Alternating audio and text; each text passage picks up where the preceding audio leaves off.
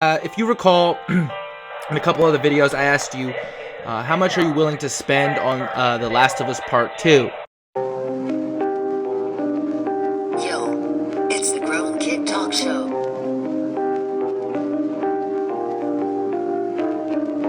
Yo, it's the GrownKiD Talk Show. Yo, GrownKiD Talk Show. Yo, it's the GrownKiD Talk Show. So, you can see by the tagline, I was right, sadly. This is in reference to some of the bullshit I've been calling out by Naughty Dog. Now, this information is no way super credible. However, I do find all the detail in this Reddit post to be quite interesting, and seems unlikely that all of this would be a lie. This was submitted 2 days ago by Jab to rumors and stuff on PlayStation about PlayStation games and everything, but it's more in line with I was right about The Last of Us and the bullshit. Now, I am going to do some quick maths after this little segment, but I want to read this rumor because I think it's really telling. TLOU factions will be revealed coming to PS4, PS5, and PC these holidays. Okay, forget spelling and grammar and all that. I did say that The Last of Us Part 2 will be coming to PlayStation 5. I mean, that's not a huge stretch to say. It is a multiplayer-only title made to replace the factions mode of the original TLOU2. I'm going to make a comparison here that Final Fantasy 15 Comrades was also a standalone expansion multiplayer. Now, obviously, as fans, you're going to love that kind of idea and content, but you're not going to love paying, a lot of money for it. That ties back to the question, how much are you willing to spend on The Last of Us Part 2? It features an open world similar to games like DayZ, but with the love and care that you can expect from a team like Naughty Dog. Well, my rebuttal to love and care is that they don't seem to love and care about the real fans. It will feature different seasons like Forza Horizon 4, and each will come with its pros and cons, clan support, a battle pass. Okay, so let's break this down here. Open world like DayZ. I didn't really play DayZ. I didn't think the game was so crazy that I had to go out and buy it and play it. So clearly, that might not be a great comparison. Different seasons is cool. I mean, we got that in the first game, all 4 seasons of the year. So that was to be expected. However, during those seasons, obviously things will change. Now, a battle pass. I don't understand the reference here. Are you telling me in summer the battle pass is going to drop every year? Is that what you're telling me? First of all, is the news that this game is going to have a battle pass? It makes sense. Am I happy and a fan of a battle pass to a game that I had to already pay for now in addition to the game that you already got, unlike before you would just release the multiplayer and the single player?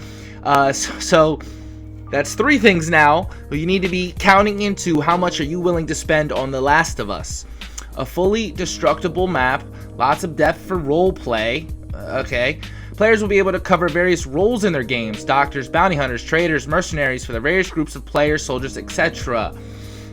I'm not sure how Traders plays into Last of Us multiplayer from what it fundamentally was. It had like a side little mini game, keep your clan alive.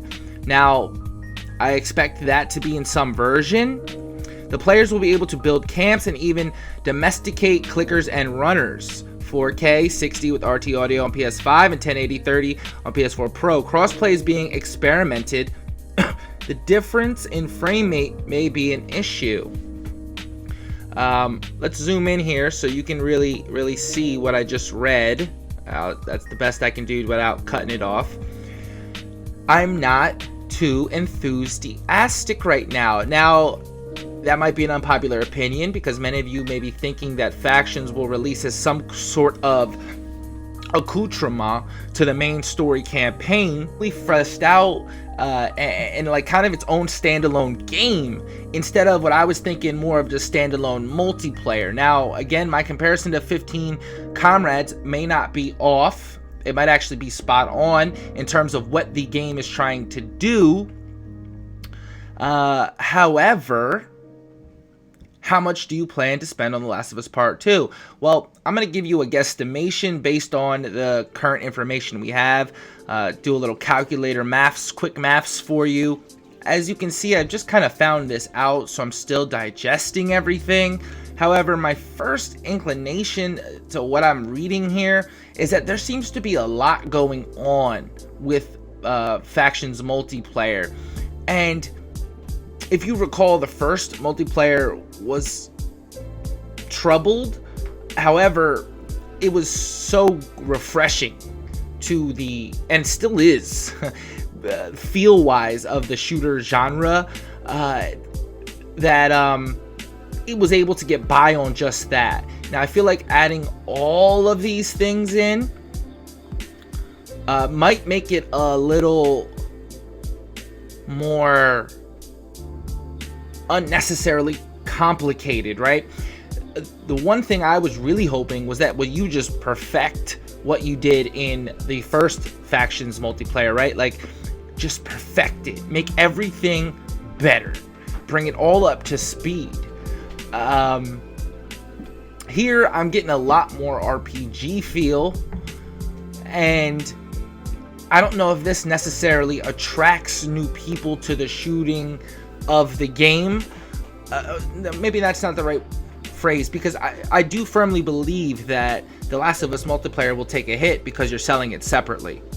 A new fan could pick up The Last of Us, play that, really enjoy the combat, and you can get them hooked on what you're doing and what you did do in multiplayer Factions mode. Like, it was such an addicting, the gameplay is just, it was phenomenal, excusing the bugs and issues. It was still great. That's the crazy part here. By making this, it seems you're accommodating the hardcore fan by giving all of this depth and all of this. But how are you going to, I say we, how are you going to get new players to really feel and get into TLOU by making them have to pay separately? And let's talk about the cost here of what we're potentially going to be paying for The Last of Us Part 2. So real quick, we'll just do a quick Google search because I don't want to go crazy in depth with this. We obviously all know that the regular price would be $60. You have the special edition here for $80. I think you also have a $70 edition, the 164 edition. Also, I believe there's a $230 edition. So obviously, most people are not going to get the $230. They're going to be in that $60 to $80 range. We're just going to average that to $70. For the sake of the video and making this as realistic as possible, we're going to average that to $70. So it took me a while to kind of get this video right. Needed a pen and paper, needed to try to show a picture to see what I'm really talking about, because I realized I was a little confusing before. I'm in no way saying that the multiplayer Factions is coming out in December, though I do think it will be coming out before the PlayStation 5. I think the reveal is going to happen before the holidays at a Sony event of some kind this year, but I do believe we'll be getting multiplayer this year. So let's just do it really quick.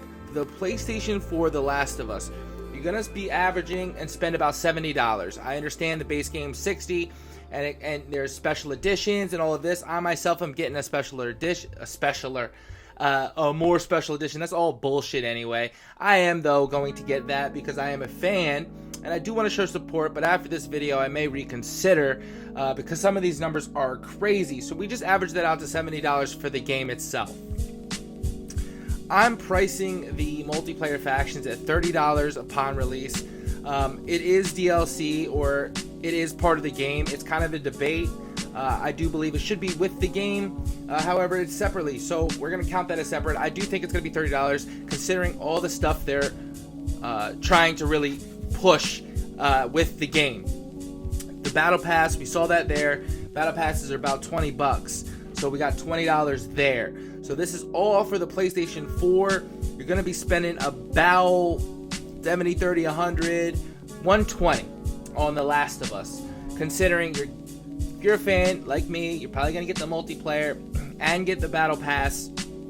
Naughty Dog hasn't been known to actually make super great multiplayer. It was in fact pay to win at one point, the original Last of Us. So that's just for the PlayStation 4, that 120. I think that's a conservative number. You could say that it might not be $30 and the Battle Pass may not be $20. However, if you take the low end of this estimation, we're at 100. You take the high end, it could even bump up to $320 if you bought a special Ellie edition worth $230, or you bought a $120 edition, or you got an $80 edition. It could go up to $130, honestly, maybe even $140. But we're looking at a solid $120 to play The Last of Us as complete as it can be before any story DLC. Now, if you're trying to sell me that the story DLC for this game is the multiplayer like they did with Comrades, make the story really a part of the game instead of being secondary like it was, then I do think the multiplayer could actually fetch for $40 instead of $30. But let's move on really quick. So that was our $120 price to play the game when it first comes out, when everything first comes out, when the game first comes out on the PlayStation 4, when the multiplayer first comes out on the PlayStation 4, which I do believe it will. I do not believe it's going to be simulcast, come out on the PS5 and PS4 at the exact same time. I've said this numerous times. I don't think the PlayStation 5 is coming out, but let's base it on it actually is at this Christmas season. Let's take the TLOU Part 2 for the PlayStation 5, what you'll be spending. I do believe there will be a $10 price gap in video games. It's kind of the industry standard. However, we're going to still keep our range of $70. We're still going to keep our range for $30 for the multiplayer and $20 for the Battle Pass. Now you might say, why? Wouldn't things decrease in value over time? And to that I would say, yeah, that's a valid argument. However, I just don't see that happening, considering what I think they're going to try to do and really sell the upscaling of this game for the PlayStation 5. I really do believe that $70 again is a fair price, and it is fair if they come out pretty quickly. And I do believe the PlayStation 5 is going to come out and we'll get The Last of Us Part 2 for the PS5 sometime within the year of this game's release, honestly. I really do believe that. So now the story DLC. I'll cut it the benefit of the doubt. I only think there's going to be 2 story DLCs, maybe even 3, but we're going to say each story DLC is $20. Now you're going to see some that I add 60 or I add 40, but I equated to The Last of Us Left Behind. That there was a DLC. The Last of Us did deserve a prequel with Joel and Tommy and Tess. I don't think they made that to opt to go straight to this game. That was definitely Neil Druckmann's call to focus on Ellie's sexuality and move the story in this way. I do believe that was a conscious focus and his choice. But I do believe there will be story DLC for this game. Do I believe it all will be out by the time the PlayStation 5 version of The Last of Us Part 2 comes out? I think 2 out of the 3 parts will, so that's why I'm only going to do the 40 there, even though it says 60. You're looking at 180 for your PlayStation 5 run of the game. So let's just say you waited. You were one of the people who said, I'm not going to get The Last of Us on the PlayStation 4. I'm just going to wait until a complete edition comes out. So let's just say, keep that 180 in the back pocket. Let's say you wait till the PlayStation 5 to buy The Last of Us Complete. The Last of Us Complete will probably come with the game and multiplayer, possibly all DLC. I'm going to take a stab in the dark here again and say there's probably going to be a season pass. If you got a battle pass, it makes sense to release a season pass to get the money for the DLC and give those people the battle pass. But you never know. The DLC could just be sold separately. I think $20 for each is a fair estimation. That's unconfirmed that there will be a complete edition. I am predicting that. There's no reason why you wouldn't do it. With all of this content really planned for this game, I understand there hasn't been a talk of planned DLC for this game, but if we can look at The Last of Us and use it as a stepping stone, there will be at least 1, definitely 2 is my prediction. And I mean, I don't see why you don't make 3, honestly. And really drive home the point. Add the 1 missing DLC that you should have gave The Last of Us. Maybe even do a super callback there. It'd be dope. That's not going to happen, I don't think. But I'm rambling now. Let's move on. So, congrats for waiting to play The Last of Us. If you were planning to just buy the game for the PlayStation 5, again, another my prediction. There's games going to come out for PlayStation 5. There's no doubt about it. Now, So, PlayStation 4 and PlayStation 5. If you're like myself, why wouldn't you want to play the art on the highest quality possible? But I also don't want to have to wait a little less than a year to do that. So you're going to spend your $120 on the PlayStation 4, and then you're going to come back and have to spend your $180. Now, we add those two together, that's clearly $300. We're going to subtract the $20 for the DLC only because there may not be 3 of them. I definitely think there's be 2. So you're at $280. Now, you're saying if you already bought the multiplayer for the PS4, why wouldn't the multiplayer work for the PS5? Well, I don't think that that's going to work. I don't know how that's going to work. I don't see that working. I definitely see you having to buy a version of the game for the PlayStation 5. It's just a big mystery there. A lot of unfairness goes into that. Say you buy it for the PS4, how is that going to transfer over to the PS5? Again, just assume as the consumer that you are spending money here. There's no reason not to. If someone can tell me and think of a way that I could buy something on the PlayStation 4 and play it on the PlayStation 5 multiplayer, let me know. If you have any examples of that happening, let me know. Is a reduced price possibly? Again, I don't see that happening. I don't see that being very fair and friendly consumer. I switched up those words there because, again, Final Fantasy 15 got shit for its season pass apparently not giving the people's money worth, which it was when you did break it down, but the perception was that it didn't.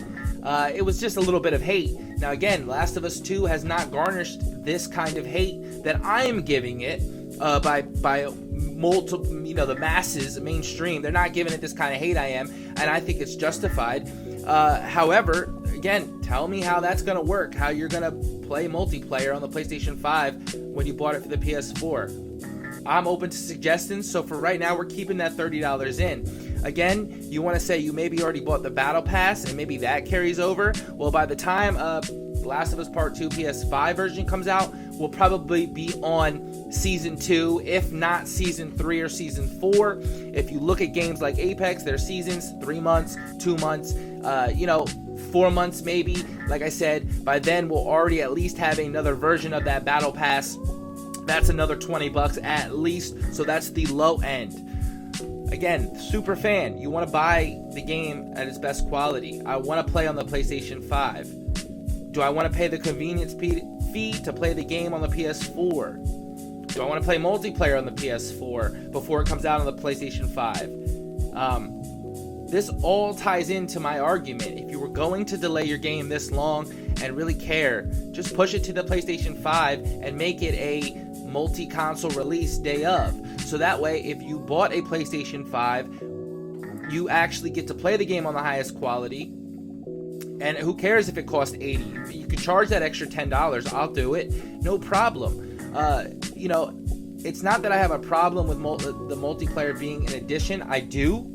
But it's not so much as the focus as when you start ticky-tacking me with battle passes, potential season pass ideas, definitely going to be a complete version at some point, again, for the PlayStation 5. How long is the game life cycle? I would assume about a year with story DLC, and the game will live on forever if the multiplayer is as good, has half as good as what they did with The Last of Us Part 1. So the game does have a long shelf life. Are they trying to make it long this time intentionally? I do, and I think that's where some mistakes can come in, whereas they should have just perfected what they did in multiplayer for the first version. I don't like the idea of brainwashing clickers and runners. I honestly don't like that at all. It's a little too much for me. I don't know what the term or coined it as.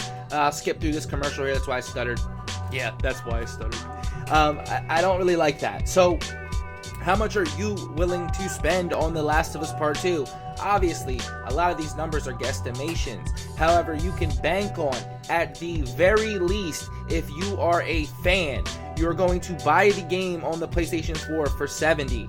You're going to probably buy the game on the PlayStation 5 for what I'm going to assume is another $70. So that's $140. Plus, let's just say the max multiplayer is only $20. So again, that's another $20, that's $40.